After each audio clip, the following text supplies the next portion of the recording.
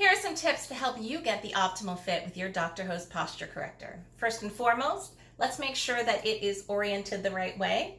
We've got the DR-HO'S logo on the back, so just want to make sure that's right side up.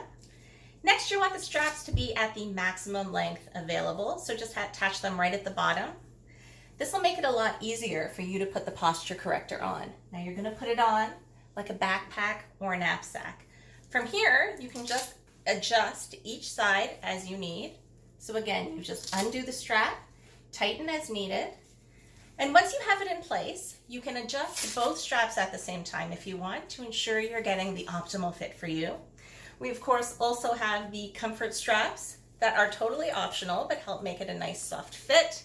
If you ever have any questions about any of your DR-HO'S products, please reach out to us on social media at DR-HO'Now or call our customer care team at 1-877-374-6669. Bye!